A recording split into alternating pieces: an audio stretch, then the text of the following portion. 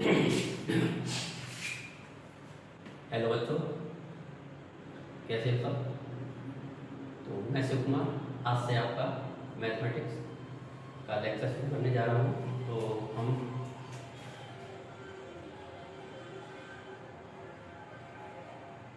कक्षा 9 का हिंदी मीडियम में पढ़ेंगे, क्योंकि इंग्लिश मीडियम में तो कंटेंट बहुत सारा मिल जाता है, लेकिन हिंदी मीडियम वाले बच्चों को कंटेंट नहीं मिल पाता है।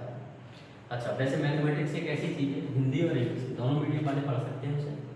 उसमें लैंग्वेज का कोई ज़्यादा इतना प्रॉब्लम नहीं रहता है, थोड़ा समझने का रहता है। लेकिन उम्मीद करूँगा कि हिंदी के साथ साथ इंग्लिश वाले भी पढ़ो। तो हम पहले चैप्टर से शुरू करेंगे। तो पहले चैप्टर में जो यूपी बोर्ड है या कोई भी बोर्ड है, उसमें हिंदी मीडियम में सबसे पहले बताया गया है कि संख्या रेखा पर नंबर कैसे दिखाते हैं।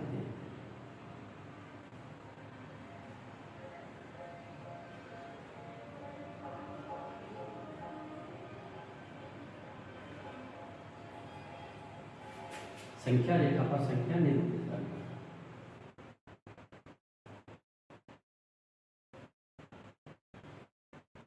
मेरी राइटिंग थोड़ी सी खराब है, तो राइटिंग के बारे में ज़्यादा ना सोचें। तो इसमें जो संख्या आती है, इसमें 3 तरह की संख्या, तो हम 2 तरह की संख्या दे सकते हैं। एक तो नंबर होता है, जैसे हमारा 0 हो जाए, 1 हो जाए, 2 हो जाए, 3 हो जाए। हम 0 को नहीं लेते, मल्टीपल को ले लेंगे। और एक आती है हमारी परमेय के रूप में।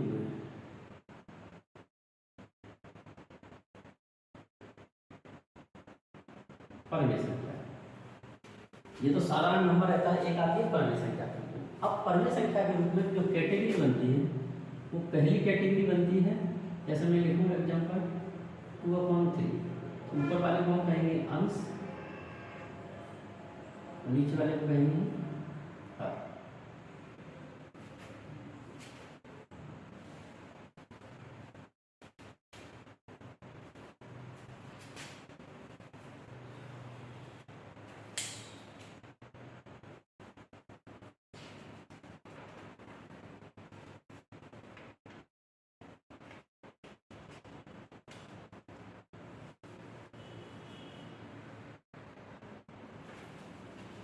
तो परमेय संख्या में पहली कैटेगरी देखते हैं कि जैसे 2/3। इसमें क्या होता है, क्या ऊपर वाली संख्या होती है जिसे हम कहते हैं न्यूमरेटर, और नीचे वाले कहते हैं डिनोमिनेटर। हिंदी में कहते हैं अंश तथा हर। तो एक तो कंडीशन ये बनती है कि जिसमें अंश छोटा होता है और हर बड़ा होता है। इसका मतलब हम कह सकते हैं कि न्यूमरेटर छोटा है और डिनोमिनेटर बड़ा है। इसमें दूसरी कंडीशन बन जाती है, हम लिख सकते हैं जैसे कि 5/3। इसमें क्या है कि न्यूमरेटर बड़ा है और डिनोमिनेटर छोटा है। 2 कंडीशन तो ये। तीसरी कंडीशन बन जाती है इसमें मिश्रित भिन्न की, यानी कि मिक्स्ड फ्रैक्शन की। जैसे हम लिख सकते हैं इस तरह, सीधा सीधा नंबर होता है और इस तरह से। अब संख्या प्लस और माइनस दोनों तरह की आ सकती है। तो सबसे पहले देखते हैं कि संख्या रेखा पर प्लस किधर होता है, माइनस किधर होता है। उसके बाद में फिर पहले जो नंबर आते हैं उनको देखेंगे, उसके बाद में फिर इन्हें समझने की कोशिश करेंगे। तो देखते हैं।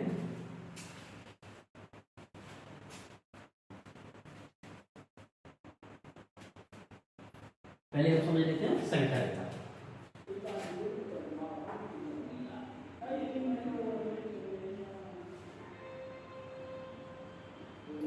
तो संख्या रेखा हमारी वह रेखा होती है जिसपे सारी संख्याएं प्रदर्शित हम करते हैं।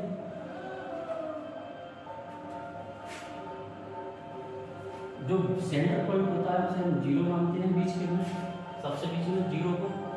अब 0 के बाद में इधर होता है हमारा दाएं, और इधर होता है हमारा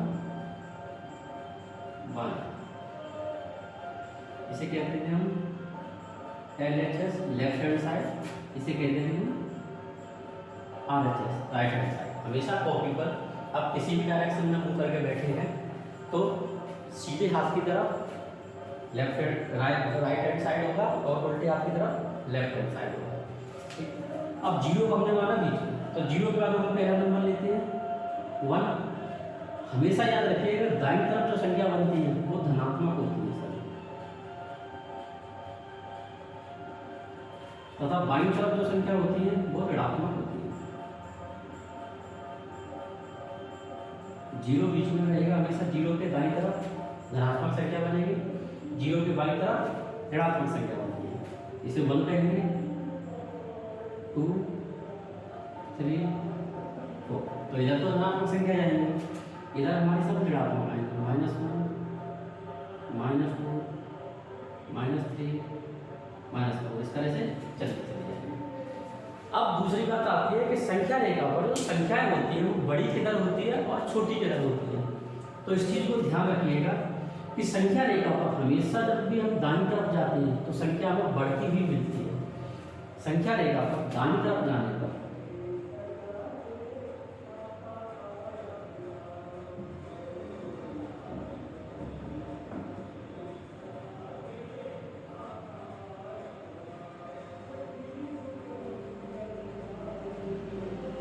दाईं तरफ जाने पर संख्या का मान बढ़ता है। अब कंफ्यूजन हो जाता है कभी कभी बच्चों को माइनस की संख्या, जैसे लिखा हमने कि -1 और -2, इनमें से कौन सी संख्या बड़ी है और कौन सी संख्या छोटी है। तो देखिए हमेशा याद रखिएगा कि माइनस का नंबर, जो नंबर माइनस में बड़ा होता है, नंबर देखते हैं जैसे 1 और 2 में 2 बड़ा है, जो भी नंबर बड़ा नंबर देखो और उसके सामने माइनस लगा हो, तो माइनस में जो नंबर बड़ा होता है वो हमेशा छोटा कहलाता है। प्लस में 1 और 2 दोनों प्लस किए तो इसमें 2 है, तो 2 बड़ा है और 1 छोटा है। लेकिन मानने का जो ऋणात्मक संख्या होती है, जो नेगेटिव नंबर होते हैं, उसमें ये उल्टा होता है। जो माइनस का बड़ा नंबर होता है दिखता है उसी को वो छोटा होता है, जो छोटा नंबर संख्या दिखती है उसे हम बड़ी संख्या कहते हैं। उसका कारण ये है कि मैंने लिखा कि दाईं तरफ जाने पर संख्या का मान बढ़ता है, तो 2 और 2 के बाद 1 2 के दाईं तरफ आता है, तो इधर जाने पर संख्या का मान बढ़ेगा। तो -2 और -1 में संख्या कौन सी बड़ी होगी? -2। बहुत सारे कभी सवाल पूछ लिए जाते हैं, ये जैसे ये सवाल जो कक्षा 8 है उसमें पूछे जाते हैं कि कौन सी संख्या बड़ी है, 3-4 संख्या दे देते हैं, तो उनमें छांटने में जब समय आता है तो इस तरह की संख्या वहाँ पर इस तरह के सवाल बनते हैं। तो ठीक है, आशा करता हूँ कि संख्या रेखा आपको ये जो नंबर है ये समझ में आ गया होगा। अब हम संख्याओं को रिप्रेजेंटेशन करना देखते हैं कि संख्याओं को संख्या रेखा पर कैसे लिखते हैं। तो मैं इसे साफ कर देता हूँ।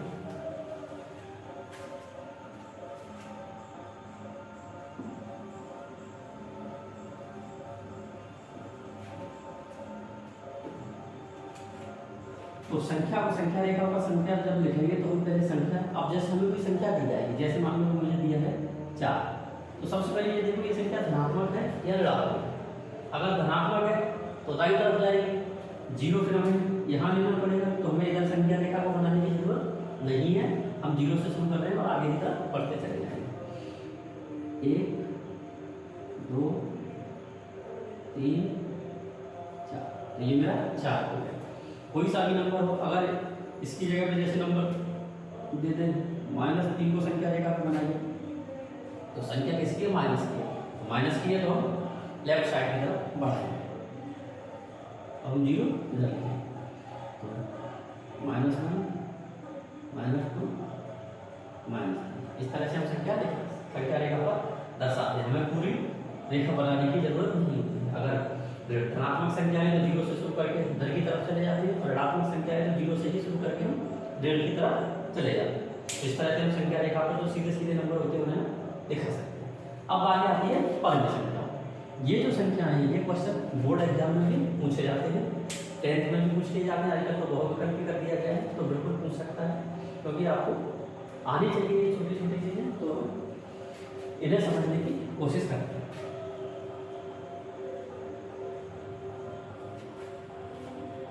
अब हम पहला क्वेश्चन उठाते हैं कि 2/3 को संख्या रेखा पर दिखाएं। तो 2/3 को संख्या रेखा पर दिखाने के लिए सबसे पहले आपको ये चेक करना पड़ेगा कि अंश में और हर में कौन बड़ा है। यहाँ पे दिख रहा है हर बड़ा है और अंश छोटा है। जब भी कभी हर बड़ा हो और अंश छोटा हो तो सीधा सीधा पूछ लेता है कि निम्नलिखित संख्या रेखा में किस किस के बीच में आएगी। मीन्स 0 1 के बीच में आएगी, या 1 या 2 के बीच में आएगी, 2 3 के बीच में आएगी, 3 4 के बीच में आएगी, किसके बीच में आएगी। तो पहला क्वेश्चन तो ये पूछ लेता है कि जैसे ये नंबर दे दिया, पूछ लेगा कि ये नंबर संख्या रेखा पर किस नंबरों के बीच में आएगा। तो इस तरह का नंबर जब भी आए जिसमें अंश छोटा हो और हर बड़ा हो, तो हमेशा याद रखिएगा जब भी आप हर का भाग अंश में दोगे तो कभी भी एक बार नहीं जाएगा, दशमलव बार जाएगा। तो जो वैल्यू एक बनी ही नहीं, तो वो 1 और 1 से बड़ी तो हो ही नहीं सकती, वो वैल्यू तो हमेशा 1 से छोटी रहेगी। अगर कोई वैल्यू 1 से छोटी होती है, 0 तो नहीं है क्योंकि नंबर है, तो 0 और 1 के बीच में आएगी ऐसी संख्या। तो हमेशा याद रखें कि जब संख्या रेखा हम बनाएंगे तो ये वैल्यू हमेशा किसके बीच में आएगी, 0 और 1 के बीच में आएगी। वैल्यू हमने यहाँ लिख देते हैं 2/3। अब 0 और 1 के बीच में तो आएगी, लेकिन अब संख्या रेखा पर कहाँ दिखाना है, एग्जैक्ट पोजीशन इसकी क्या होगी। तो हमेशा याद रखें इस चीज को, जो नीचे दिया गया है हर संख्या रेखा जो हमने 0 और 1 को बनाया, तो इसके हम 3 भाग करेंगे बराबर, 1 2 और तीसरा भाग यहाँ आ जाएगा। ऊपर कितना दिया है 2, तो ऊपर से हम 2 काउंट करेंगे, 1 और 2। तो यहाँ पे जो वैल्यू बनेगी हमारी वो बनेगी 3/2। ये वैल्यू आ गई हमारी संख्या रेखा। इसकी वैल्यू पोजीशन क्या रहेगी, 0 और 1 के बीच में रहेगी, ये 0 और 1 से बड़ी नहीं हो सकती। दूसरी जो कंडीशन है हमारी, ये है हमारी, इसे यहाँ लिख देते हैं 5/3। 5/3। अब देखिए कि 5/3 संख्या रेखा पर किसके बीच में आएगी। तो सबसे पहले ये देखिए कि इसमें क्या है, अंश बड़ा है और हर छोटा है। जब भी ऐसी कंडीशन बने अंश बड़ा हो और हर छोटा हो, तो आप इसे डिवाइड कीजिए। जब आप डिवाइड करोगे तो आप लिखोगे 5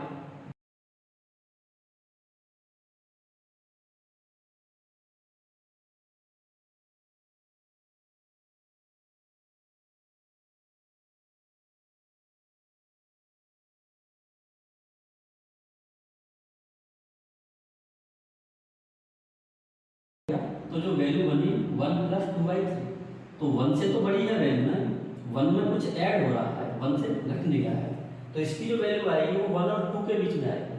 तो पहले हम 1 तक जाएंगे 1, अब 2 और 1 के बीच में कहाँ आएगी एग्जैक्ट पोजीशन।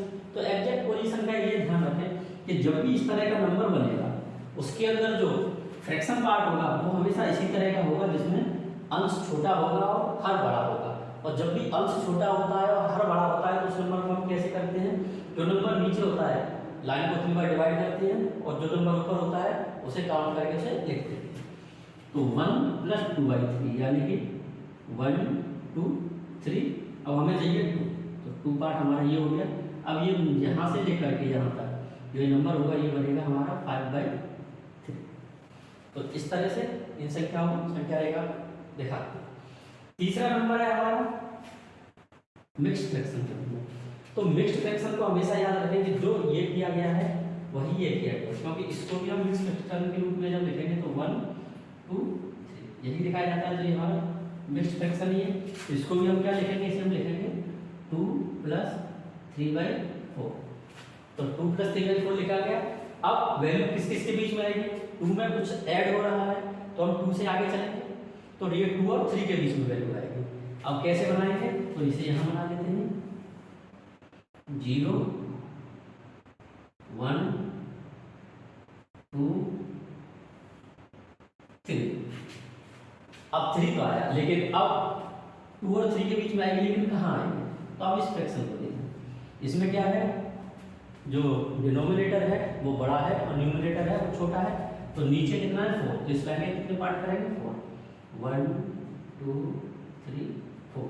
हमें चाहिए कितने 3, तो काउंट करो 1 2 3, यानी कि ये है। अब यहाँ पे हमारा बनेगा 2 3 4, ये नंबर आ गया।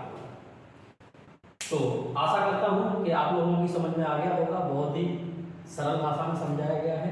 एक बार जरूर देखें और जरूर पढ़ें, और अगर वीडियो पसंद आए तो लाइक करें, शेयर करें तथा सब्सक्राइब करें। तो ये हमारा संख्या रेखा हुआ। इसके बाद में हम देखते हैं आगे की चीज। आप चाहें तो बहुत सारे क्वेश्चन किताब में आपकी में दिए गए हैं, तो आप उन्हें सॉल्व कर सकते हैं। कोई सी भी किताब सॉल्व करें। मैं एक बात और बच्चों को बता देना चाहता हूँ कि मैथमेटिक्स एक ऐसा सब्जेक्ट है कि आप कोई सी भी किताब पढ़िए, सवाल कुछ इसमें होंगे तो कुछ इसमें होंगे, कुछ चीज़ें कॉमन मिलेंगी, किसी में 2-4 बढ़ा दिए जाएंगे, किसी में 2-4 घटा दिए जाते हैं। इसके अलावा कॉन्सेप्ट एक ही रहता है, चाहे आप हिंदी मीडियम में हैं चाहे इंग्लिश मीडियम में हैं, किसी भी मीडियम में बने रहो, कॉन्सेप्ट सवाल का जो हल करने का तरीका होता है वो ये ऐसे ही होते हैं, उनमें कोई बदलाव नहीं होता, सिर्फ भाषा बदल दी जाती है किताबों के अंदर। तो आप ज़्यादा से ज़्यादा सवाल करें। गणित एक ऐसी चीज़ है जो प्रैक्टिस से आती है, जितना आप उसके बारे में प्रैक्टिस करोगे, जितने आप उसे सॉल्व करोगे, उतनी ही जल्दी आप उस चीज़ को सीखो। तो शुरू करते हैं अगला नेक्स्ट टॉपिक।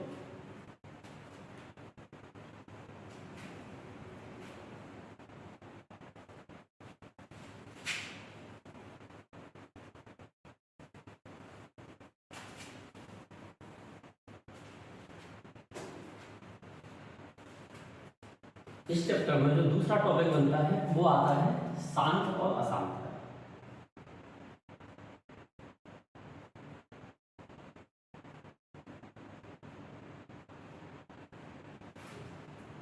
तो शांत और अशांत को समझें। शांत और अशांत का क्या मतलब है? शांत का मतलब होता है कि जब हम किसी संख्या को किसी से डिवाइड करते हैं तो पूरी पूरी डिवाइड हो जाए, चाहे वो भले ही दशमलव में हो, लेकिन डिवाइड हो जाए पूरी पूरी तरह। जो संख्या पूरी पूरी तरह डिवाइड हो जाती है उसे हम शांत कहते हैं। हम उदाहरण ले लेते हैं, जैसे मैंने लिखा 1/2। अब मैं 2 में इसका भाग लूँ तो इसे लिख सकता हूँ 0.5।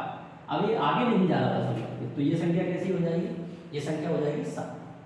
अशांत का मतलब होता है कि जब मैं किसी संख्या में डिवाइड करूँ तो उसका आंसर कितना आ जाएगा? भाग देते चले जाएंगे, चलती चली जाएगी, ये खत्म नहीं होगी। तो वे संख्या है जो खत्म नहीं होती हैं, दशमलव के बाद चलती ही चली जाती हैं, इन्हें हम कहते हैं अशांत। और वो संख्या है जो भाग देने पर पूरी पूरी डिवाइड हो जाती हैं, शेष 0 हो जाता है, उन्हें हम कहते हैं शांत संख्या।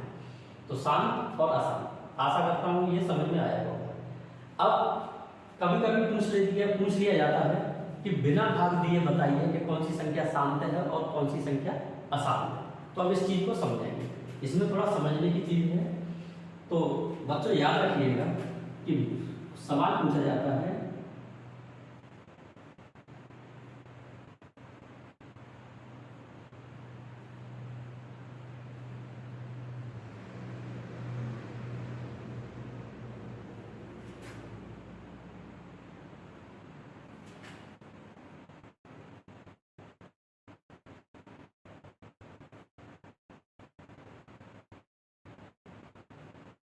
हम इन्हीं दोनों संख्याओं को लेते हैं। तो पहली संख्या है हमारे पास 1/2। तो बच्चों इसमें ध्यान रखिएगा कि जब भी नंबर दिए जाए तो सबसे पहले जो नीचे नंबर दिया गया है इसके हम करेंगे फ्रैक्शन, हिंदी में कहें तो गुणनखंड करें। 2 का गुणनखंड 2 ही होगा। अब शांत और अशांत दोनों दिए, तो शांत के लिए एक कंडीशन होती है। कंडीशन क्या होती है कि जब संख्या शांत होगी तो उसके हर में पार जो हर होगा वो 2 की पावर n इंटू 5 की पावर n के रूप में हो। m और n 2 की घात कितनी भी हो सकती है, m की जगह पे 1 भी आ सकता है, 2 भी आ सकता है, 3 भी आ सकता है। इसी तरह n की जगह पे कुछ भी आ सकता है, कोई सा भी नेचुरल नंबर हो सकता है, प्राकृतिक संख्या कोई सी भी हो सकती है। जिस कंडीशन में ये सूट करता है वो सभी संख्या शांत होती है। इसके अलावा अगर 1/2 की पावर n इंटू 5 की पावर n के अलावा अपॉन में मल्टीप्लिकेशन में 3 आ जाए या 7 आ जाए, जहाँ भी नीचे 3 या 7 मिलेगा ये सब संख्याएं कैसी हो जाएगी? अशांत हो जाएगी। अच्छा, ज्यादातर गुणनखंड होते हैं वो 2, 5, 3 और 7 के रूप में ही निकलते हैं, क्योंकि 6 आएगा तो उसे हम 2 इंटू 3 लिख सकते हैं, 4 आएगा तो हम उसे 2 इंटू 2 लिख सकते हैं, और अगर 9 आएगा तो हम उसे 3 इंटू 3 लिखेंगे, और 8 आएगा तो 2 इंटू 2 इंटू 2 लिखेंगे। तो जो गुणनखंड होते हैं वो हमेशा इन्हीं के रूप में आते हैं, इन्हीं संख्याओं के रूप में पाए जाते हैं। या फिर कोई ऐसी संख्या होगी जो डिवाइड होना, जैसे कि 11 है या 13 है या 17 है, ये नंबर ऐसे हैं जो किसी से डिवाइड नहीं होते या उनके रूप में मिलेंगे, लेकिन ज़्यादातर जो तुम्हें क्वेश्चन पूछे जाएंगे उनका इससे काम चल जाता है। तो हम समझ लेते हैं 1/2 शांत है या अशांत है। तो 1/2 के फ्रैक्शन करेंगे तो 2 का फ्रैक्शन तो 2 होगा, तो हम इसे लिख सकते हैं 1/2 की 2। अब 2 का फ्रैक्शन तो 1 हुआ कि 2 की पावर 1 को ही हम लिख सकते हैं। लेकिन अब बच्चे कंफ्यूज हो जाते हैं कभी कभी इसके साथ में 5 की पावर n भी तो है, ये कहाँ पे? तो 5 की पावर n को बच्चों में ऐसे लिख सकते हैं कि 2 की पावर 1 इंटू, अगर हम 1 का किसी संख्या में मल्टीप्लाई करते हैं तो संख्या का मान कभी परिवर्तित नहीं होता, उतना ही रहता है। अब हम इसे लिख सकते हैं 1/2 की पावर 1 इंटू, और बेटा याद रखिएगा जैसे मैंने लिखा है किसी संख्या की पावर 0 होती है तो उसका मान हमेशा क्या होता है? 1 होता है। ये 8th क्लास में आपको पढ़ाया गया होगा। तो 1 को हम लिख सकते हैं 5 की पावर 0। अब 2 और 5 दोनों आ गए। m और n के मान कुछ भी हो सकते हैं, 0 भी हो सकता है, 1 भी हो सकता है, कोई भी नेचुरल नंबर हो सकता है। मैंने नेचुरल नंबर बोला, यहाँ 0 आ रहा है तो होल नंबर भी आ रहा है, इट मीन्स होल नंबर तक कुछ भी हो सकता है। तो ये चीज़ याद रखें। इसके अलावा अब 1/, ये बना तो ये 2 की पावर है, जहाँ पर m इक्वल टू तुम्हारा बना 1 और n इक्वल टू क्या हो गया 0। इससे कोई दिक्कत नहीं है, संख्या कैसी हमारी? शांत। बात आती है आसान संख्या की, तो आसान संख्या को हम लिखेंगे 1/3, 3 के फैक्टर करेंगे तो 3 ही बनेगा। लेकिन अब 3 का फैक्टर करेंगे तो 3 ही बनेगा। अब 3 को ना तो हम 2 की पावर में लिख सकते हैं ना इसकी पावर में लिख सकते हैं, क्योंकि 3 तो रहेगा। अगर हम यहाँ पर मल्टीप्लाई 1 इंटू 1 कर भी लें तो ये हो जाएगा 1/2 की पावर 0 इंटू 5 की पावर 0 इंटू 3, लेकिन 3 तो आ गया मल्टीप्लिकेशन में। ये 3 और 6 इस तरह के नंबर नहीं आने चाहिए। अगर ये नंबर नीचे आते हैं तो ऐसी संख्या हमेशा कैसी बनती है? आसान संख्या कहलाती है। इसके अलावा आप और भी उदाहरण ले सकते हैं। एक उदाहरण और देख लेते हैं, इसे मिटा देते हैं।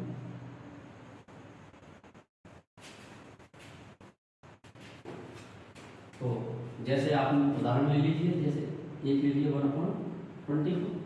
आप चेक करेंगे कि ये शांत है या अशांत है। तो सबसे पहले 24 को लिखेंगे और उसके हम करेंगे फैक्टर। 2 से डिवाइड करेंगे 12, 2 से डिवाइड करेंगे 6, 2 से डिवाइड करेंगे 3 और 3 से डिवाइड करेंगे 2। इसके फैक्टर बनना 2 इंटू 2 इंटू 2 इंटू 3, उलटखंड बन गए। अब हम इसे लिखेंगे 1/2 की पावर 3 इंटू 3।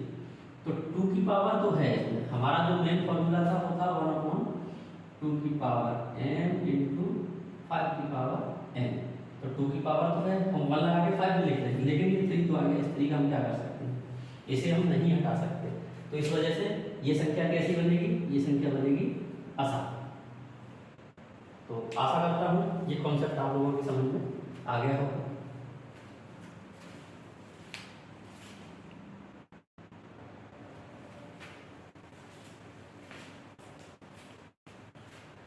तो अब हम अगला टॉपिक देखते हैं।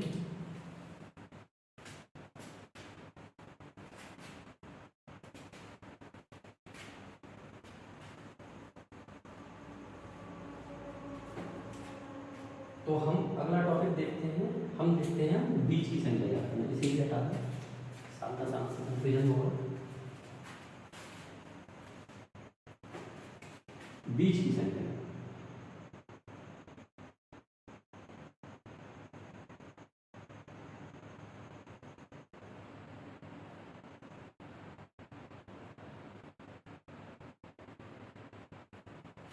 हम समझते हैं बीच की संख्या कैसे निकालनी चाहिए। तो सबसे पहले हम सीधे सीधे नंबर उठाएंगे, उसके बाद में हम पी बट्टे क्यू की फॉर्म में जाएंगे, परवे संख्या में रूप में देखेंगे। पहले हम सीधे सीधे नंबर देखेंगे। तो ये कॉन्सेप्ट ऐसा है बीच की संख्या ज्ञात करना कि कभी कभी इसके आंसर मैच हो जाते हैं और कभी कभी इसके आंसर मैच नहीं होते। तो उसका कारण होता है, उसका कारण होता है कि जैसे आपसे पूछ लिया जाए कि किन्हीं दो संख्याओं के बीच में कितनी संख्या हो सकती है, जैसे 0 और 1 के बीच में कितनी संख्या हो सकती है। तो इसका आंसर देखते हैं क्या हो सकता है।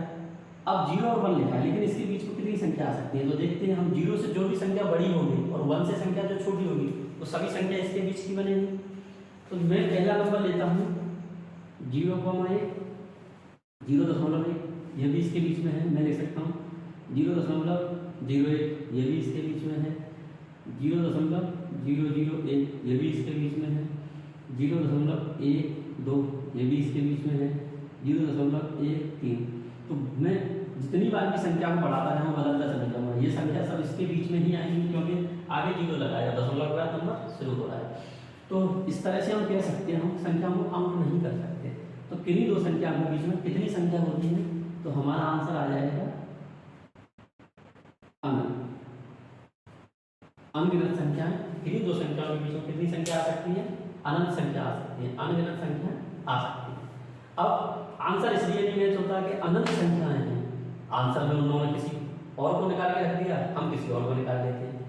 बस इसमें एक चीज़ याद रखिएगा कि जो आप कॉन्सेप्ट यूज कर रहे हैं, जो आप लगा रहे हैं वो सही होना चाहिए, तरीका सही होना चाहिए। अगर आपका तरीका सही आंसर मैच करे या ना करे उससे कोई फर्क नहीं पड़ता, लेकिन आपका तरीका जरूर सही होना चाहिए।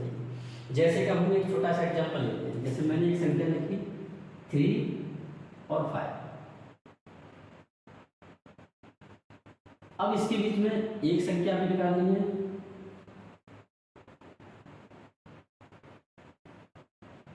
और दो संख्या भी निकालते हैं।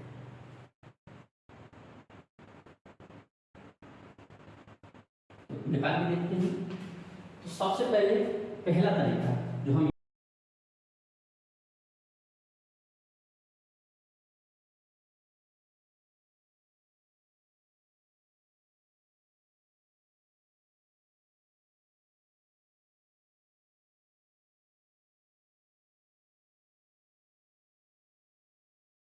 थ्री एंड 5, तो पहले नंबर को ए मानिए और दूसरे नंबर को मानिए बी, और कीजिए अब ए प्लस बी बाई 2। सिर्फ इतना सा कॉन्सेप्ट है, पहले नंबर को ए मानिए दूसरे को बी मानिए, दोनों को ऐड कीजिए और 2 से भाग दीजिए। तो करके देखते हैं, ए की जगह पे 3 प्लस बी की जगह 5/2, ये हुआ 8/2, 4। तो नंबर आ गया मेरा 3, 4 और 5। अब ये वाला आंसर तो हल हो गया, एक संख्या निकालिए, एक संख्या तो आ गई। अब हम देखते हैं दो संख्या निकालने। अब दो संख्या निकालने के लिए देखिए हमारी एक संख्या तो आ गई बीच में। अब हम अगली संख्या या तो इन दोनों के बीच में निकाल दें, वो भी 3 और 5 के बीच में रहेगी, या इन दोनों के बीच में निकाल दें तो वो भी 3 और 5 के बीच में रहेगी। अब पूछी तो दो है लेकिन संख्या तो यहाँ पे 3 बनी, तो आंसर में 4 हो सकता है। 4 के साथ में या तो ये संख्या दे सकता है या ये संख्या दे सकता है, हमें तो नहीं पता उसने क्या दिया होगा, इसलिए कभी कभी इसके आंसर होते हैं वो मैच नहीं होते। तो अगर यहाँ पे निकालेंगे तो यहाँ पे क्या बनेगा, ए प्लस बी, ए की जगह पर 3 प्लस 4/2 यानी कि 7/2, ये तो ये आ जाएगा। और अगर इसे निकालें तो लिखेंगे 4 प्लस 5/2 यानी कि 9/2। तो दोनों नंबर अलग अलग आए, एक संख्या के साथ में दो संख्याएं मिली हमें। अब क्या पता आंसर कौन सा है, लेकिन नंबर हमारे दोनों सही हैं। तो हम चाहे इसके साथ में इसे लिख सकते हैं या इसके साथ में इसे लिख सकते हैं, हम इन दोनों को भी लिख सकते हैं, नंबर हमारे ये भी सही है, ये है तो इसी के बीच में। तो एक तरीका तो ये होता है। तो ये रिकमेंड करूँगा मैं कि जब कम संख्या निकालनी हो, एक संख्या निकालनी हो या दो संख्या निकालनी हो, तब इसका उपयोग करें। ये संख्या जो ये वाला तरीका है आप लोगों के कोर्स में है और वह है, तो आप इसका उपयोग कर सकते हैं, लेकिन इसका उपयोग जब भी करें जब संख्या कम हो, सीधी सीधी रखिए तो आसानी हो जाती है। हाँ, फ्रैक्शन इमेज रूप में दे देते हैं, आंसर उसमें भी आता है, लेकिन अगर एक संख्या पूछिए तो आप इससे निकाल सकते हैं। अब हम तरीका देखेंगे दूसरा। तो सीधी सीधी संख्या है तब तो कोई दिक्कत नहीं होती, इसे मैं बिठा देता हूँ।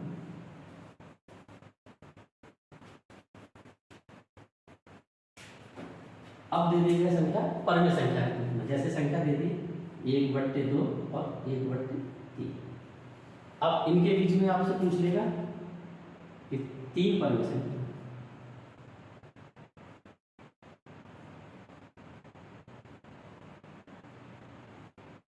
निकालो।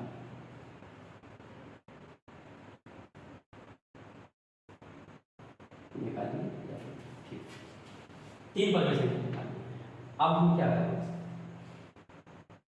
तो जो आप लोगों के बोर्ड में दिया गया है, आप चाहो तो इसे a प्लस बी से भी निकाल सकते हैं, उससे भी निकलेंगे इसका आंसर। एक जो दूसरा तरीका दिया गया है हम उसको उपयोग करेंगे। हमेशा जब भी संख्या इस तरह से दी जाए तो हमें पहली संख्या जो बड़ी संख्या है बड़ी संख्या को b मानिएगा और छोटी संख्या को a मानिएगा। इसमें आप देख लीजिएगा कौन सी बड़ी है कौन सी छोटी। तो ये बड़ी है और ये छोटी है। अब आपको सबसे पहले करना है b माइनस ए। अच्छा, यहाँ पे एक वैल्यू होती है n और n इक्वल टू होता है जितनी संख्या में निकालनी होती है। तो यहाँ पे n इक्वल टू हो जाएगा 3। अब आपको फॉर्मूला लगाना है b minus a upon n plus.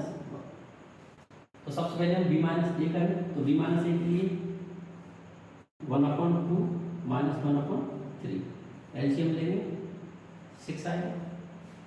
हल करेंगे तो ये 3 माइनस 2 ये हो जाएगा 1/6 मीन्स b माइनस ए आ गया। अब b माइनस ए की जगह पर कट करके इसका मल्टीप्लाई कर देंगे। तो यहाँ पे हो जाएगा कि 1/n plus 1 into b minus A 1/6 आ गया। n की जगह पे हम क्या रखेंगे 3। तो ये हो जाएगा 1/3 प्लस 1/6 ये हो जाएगा 1/4 मल्टीप्लाई 1/6। तो नंबर आ जाएगा 1/24। या जो हमारी वैल्यू ये वाली है वो वाली हमारी वैल्यू हमें मिल गई। हम इसे यहाँ कर लेते हैं। अब हम लिख सकते हैं कि b minus a upon n plus 1 equal to मिला हमें 1/24। अब नंबर कैसे निकालते हैं तो ध्यान देखिएगा। नंबर जब भी निकालेंगे तो नंबर निकालने के लिए पहला नंबर हमारा बनेगा a plus b minus a upon n plus. ये हमारा पहला नंबर होगा। जो दूसरा नंबर होगा वो होगा a plus b minus a upon n plus और यहाँ पर मल्टीप्लाई हो जाएगा 2। जब हम तीसरा नंबर निकालेंगे तो ये नंबर बनेगा a plus b minus a upon n plus और यहाँ पर मल्टीप्लाई हो जाएगा 3 का। इसी तरह से अगर हमें n नंबर निकालने हैं तो हम क्या कर सकते हैं a plus b minus a upon n plus 1 और नंबर n निकालने हैं मतलब n की वैल्यू कुछ भी हो सकती है तो हम उसे यहाँ n का मल्टीप्लाई। तो हम देखते हैं हमारा पहला नंबर क्या आता है। तो a की वैल्यू हमें दी है 1/3 तो 1/3 प्लस अब b minus a upon n plus 1 की वैल्यू क्या दी है 1/24 तो 1/24। अब हम एलसीएम ले लेंगे तो 24 आ जाएगा। 24 3 से कितनी बार डिवाइड होगा 8 का मल्टीप्लाई दोनों करेंगे तो यहाँ आ जाएगा 8 प्लस ये 1 तो ये आ जाएगा हमारा 9/24। ये पहला नंबर हो गया हमारा। अब दूसरा नंबर आप या तो पूरी वैल्यू रखिए या आप क्या लिख सकते हो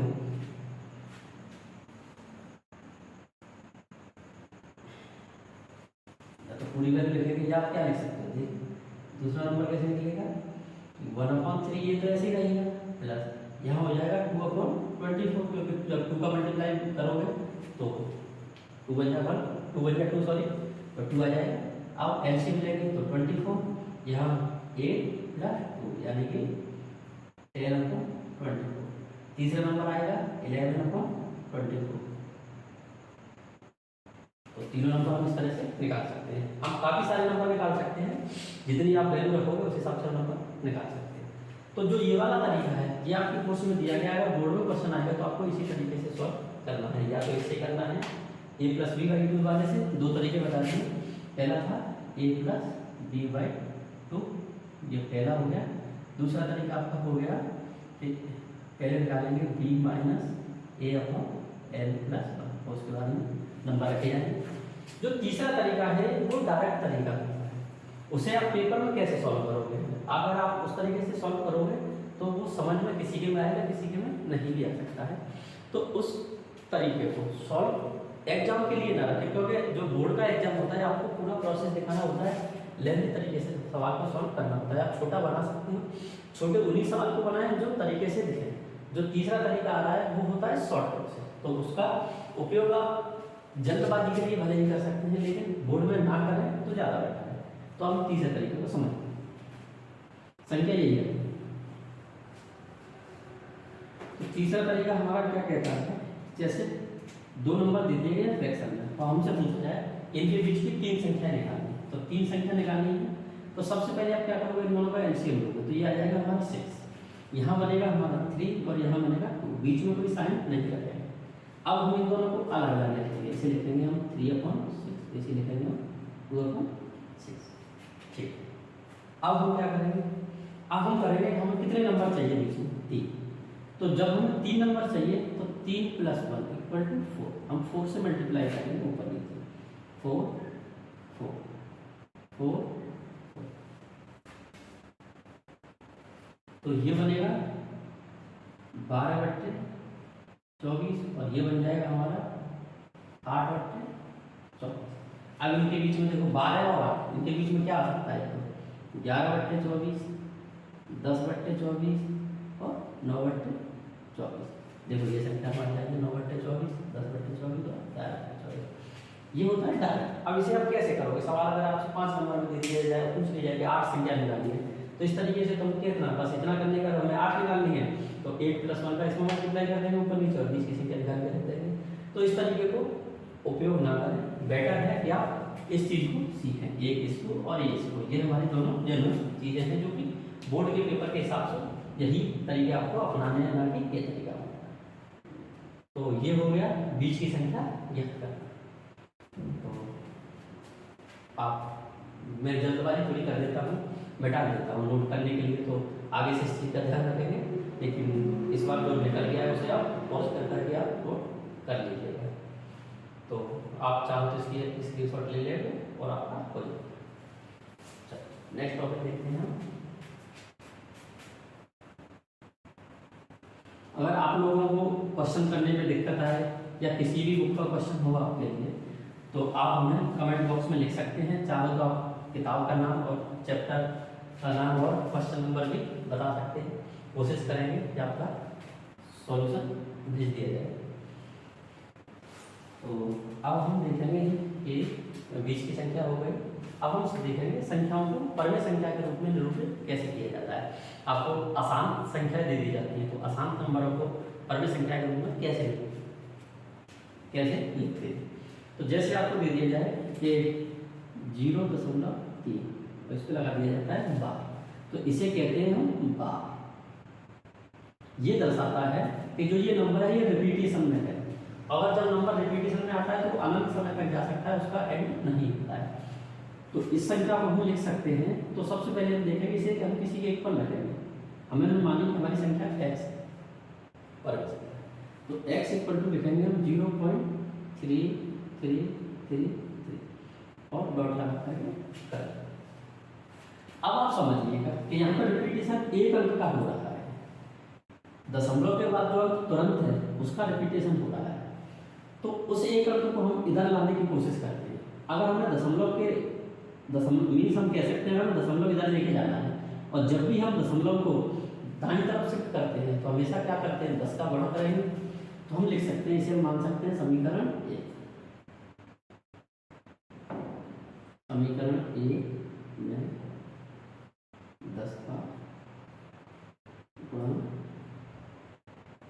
करने पर, तो करेंगे तो हम लिखेंगे 10x बराबर, तो दशमलव एक अंक खिसक जाएगा, ये हो जाएगा 3.3333। ये तो अनंत है तो इतना भी लिख सकते हैं, इससे कोई फर्क नहीं पड़ेगा।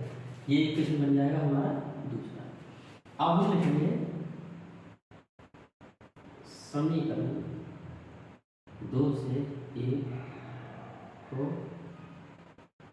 घटाने पर, मतलब समीकरण 2 से यहाँ समीकरण 1 है, 1 न घटा दें, समीकरण 1 को घटाएंगे।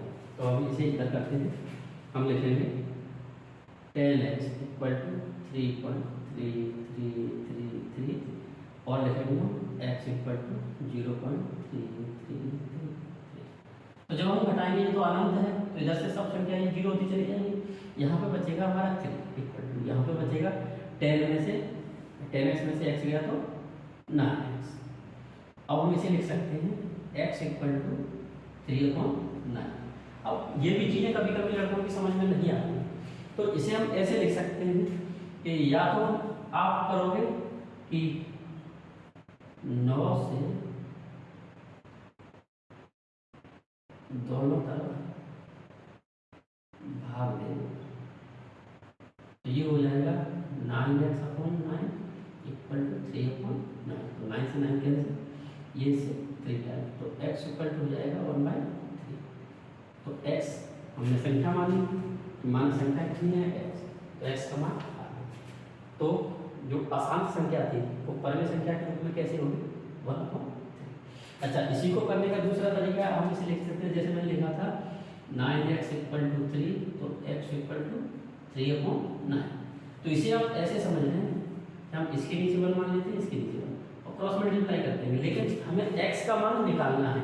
तो जिसका मान निकालना होता है उस संख्या को हम यहाँ पे रोक दे रहे हैं, बाकी सबको हम इधर भेज दे रहे हैं। तो ये क्या लिख जाएगा, इसे लिख सकते हैं हम x इक्वल टू 3/9। ये फिर से डिवाइड हो जाएगा 3, तो x इक्वल टू ये भी 1/3। जिसकी समझ में जो आए उस तरह से आप समझ सकते हैं कि संख्या को इधर की संख्या को इधर कैसे लिखा जाता है। एक ये है और एक ये है, दोनों अपनी जगह और दोनों अलग अलग तरीके हैं। जल्दबाजी में इसका उपयोग ज़्यादा किया जाता है, इसका कम किया जाता है। इसमें एक तो लाइन लिखनी पड़ती है या फिर भाग किया जाता है, जब आगे स्टेप बढ़ाया जाता है इसमें सीधा हो जाता है।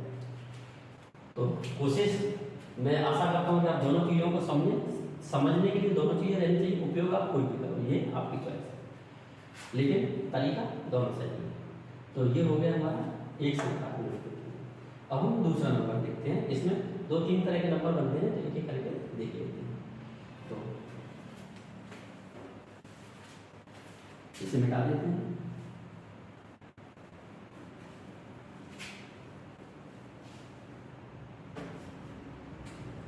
जैसे नंबर दे दिया जाएगा आपको 0.375 और इन दोनों को लगा दिया जाएगा बात।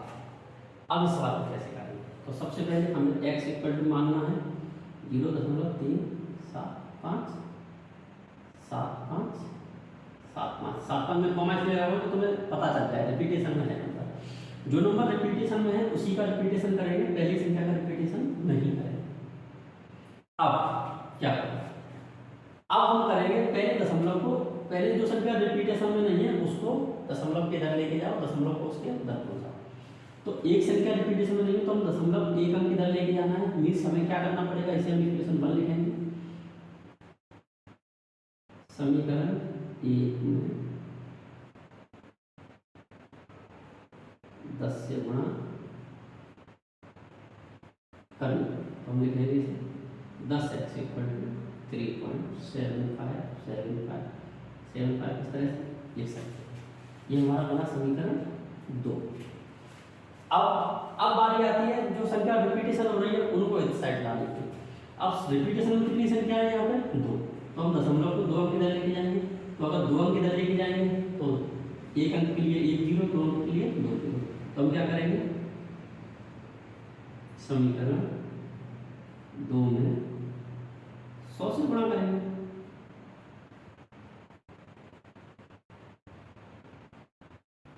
करते हैं। अब हम इसे लिखेंगे 1000 हो जाएगा 100 × 10 इक्वल टू ये हो जाएगा 375.757575 ऐसे चलता जाएगा। अब इसे लिखेंगे हम समीकरण 3। अब यहाँ पे ध्यान देने वाली बात है तो पहले समीकरण बने थे 2, तो मैंने दूसरे में से पहले को हटा दिया था, लेकिन यहाँ पे समीकरण बन गए 3।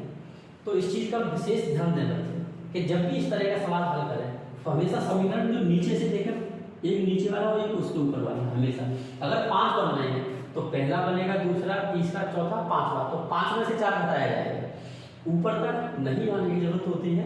जहाँ तक जो तुमने समीकरण बना लिया, अब हम कोई नया समीकरण नहीं बना रहे, तो जो नीचे वाले हैं उन दोनों को हम सॉल्व करेंगे। हमेशा नीचे वाले ही समीकरण सॉल्व किए जाएंगे, हम ऊपर की तरफ नहीं आएंगे। तो हम क्या लिखेंगे, हम लिखेंगे समीकरण 3 से समीकरण 2 को घटाने पर। तो समीकरण 3 है हमारा 1 2 3 x इक्वल टू 375.7575 और समीकरण हमारा दूसरा है 10x इक्वल टू 3.757575। अब बच्चे इस चीज़ को भी विशेष ध्यान दें कि जब समीकरण घटाते हैं तो वैल्यू नहीं लिख पाते सही से, तो हमेशा ध्यान रखें सबसे पहले दशमलव के नीचे दशमलव लिखें। अब दशमलव का इधर पहला अंक 1 है तो पहले अंक के नीचे पहला अंक आ जाएगा, इकाई के नीचे, और इधर वाला जैसे है उसे ऐसे लिखते हैं। कभी कभी क्या करते हैं लड़के इधर लिख देते हैं 3 और ऐसे दशमलव लगा देते हैं, फिर घटाने में दिक्कत हो जाती है। तो इस चीज़ को ध्यान रखें, दशमलव के नीचे ही दशमलव लिखें, उसके बाद संख्या लिखने वाली शुरू करें। इकाई के अंक पे इकाई, दहाई के अंक पे दहाई करें। अब घटाएं, तो आपको पता है कि जब भी समीकरण घटाया जाता है, घटाने पे निशान बदल जाते हैं, नीचे ये भी माइनस हो जाएगा, ये भी माइनस हो जाएगा। तो देखो इसमें से ये घटेगा तो ये 0 9 990 x इक्वल टू, और इधर क्या हो गया, ये तो सब घट के खत्म हो जाएंगे। 5 में से 3 घटेगा तो कितना बचेगा 2 7 3। अब हम इसे लिख सकते हैं x इक्वल टू 372/990। देखिए ये दोनों नंबर 2 से कट जाएंगे, हम 2 से काटेंगे थे और छोटा करेंगे। 2 1 2 1 7 2 8 16 1 2 और 2 6 12, तो ये कट जाएगा। 2 चौक 8 1 9 2 9 18 2 15 10, ये संख्या हमारी ये बनी। ये नंबर दोनों 3 से कट सकते हैं, अभी अगर और काटना चाहो तो और काट सकते हैं, इसे लिख सकते हैं हम 3 छक्के 18 और 3 6, और ये हो जाएगा 3 1 3 1 9 3 छक्के 18 3 पन्ना 15। अब ये नंबर हमारा नहीं कटे, तो x का मान कितना आ जाएगा हमारा, x बराबर हम लिख सकते हैं 62/165। तो आशा करता हूँ ये चीज़ आपकी समझ में आ गई होगी। तो आज के लिए इतना ही, कल हम लोग से थोड़ा सा इसके 1-2 क्वेश्चन और देखेंगे, और आप लोग भी करके देखिएगा। कोई सी भी बुक हो आप पे, चाहे हिंदी मीडियम की हो चाहे इंग्लिश मीडियम की, तरीका यही है सबका करने का, सिर्फ भाषा बदल जाती है। यहाँ समीकरण लिखा है, वहाँ पे इक्वेशन बोल दिए जाते हैं, यहाँ गुणा लिखना है, वहाँ पे मल्टीप्लाई कर दिया जाएगा। सिर्फ ये फर्क आएगा, बाकी सब कुछ आपको पढ़ाया ऐसे ही जाता है। ज़्यादातर हिंदी जो इंग्लिश मीडियम स्कूल हैं उनमें पढ़ाया हिंदी में ही जाता है, सिर्फ लैंग्वेज इंग्लिश में लिख दी जाती है, लेकिन बोलते हैं एक्सप्लेन करते हैं तो वो ज़्यादातर जो मैंने देखा है वो हिंदी में ही करते हैं, तो इसलिए मैंने हिंदी माध्यम को चुना है। तो आज के लिए इतना ही, कल फिर मुलाकात होगी, जब तक के लिए गुड नाइट।